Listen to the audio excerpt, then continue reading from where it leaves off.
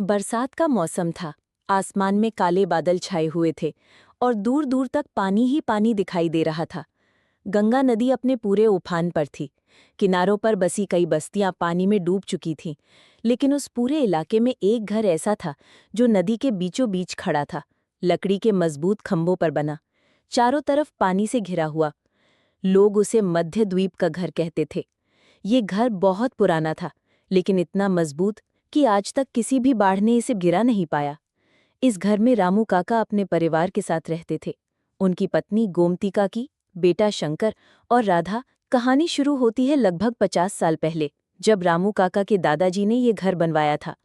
उस समय चारों तरफ खेत थे और ये जगह ऊंची थी, लेकिन धीरे धीरे नदी का बहाव बदलता गया और ये ऊंची जगह अब नदी के बीचों बीच रह गई। बाकी सब जगह पानी में समा गई, लेकिन ये घर खड़ा रह गया। रामू काका बताते थे, बेटा, इस घर ने हमें कई बार मौत के मुंह से निकाला है। बाढ़ आई, तूफान आया, लेकिन ये घर हमें बचाता रहा। इस घर तक पहुंचने का कोई रास्ता नहीं था। लोग नाव से आते जाते थे। सुबह सुबह जब सूरज की पहली किरण नदी के पानी पर पड़ती, तो ये घर सोने सा चमक उठता। चारों तरफ पानी, उसमें तैरती नावें, उड़ते बगुले और बीच में खड़ा ये घर मानो स्वर्ग का टुकड़ा हो।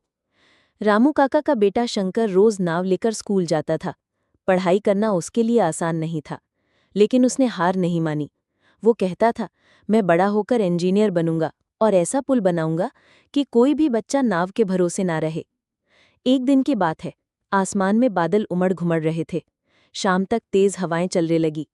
रामू काका ने तुरंत नाव को मजबूत रस्सियों से घर के खंभों से बांध दिया। गोमती काकी ने बच्चों को अंदर बुला लिया।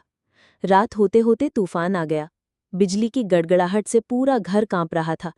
लहरें इतनी ऊंची उठ रही थीं कि लगता था जैसे घर को बहा ले जाएंगी। राधा डर से चिल्लाई, बाबा, ये घर डूब जाएगा क्या? रामू काका ने मुस्कुराते हुए कहा, नहीं बेटी, ये घर हमारे साथ खड़ा रहेगा। ये पानी को भी हरा देगा। लेकिन तभी एक बड़ा पेड़ जो किनारे पर खड़ा था, बहते बहते घर से टकरा गया। जोरदार आवाज हुई, घर हिल गया। सब लोग डर गए। शंकर ने जल्दी से रस्सी उठाई और खिड़की से बाहर झुककर पेड़ को बांधने लगा, ताकि वो घर को और नुकसान न पहुंचाए।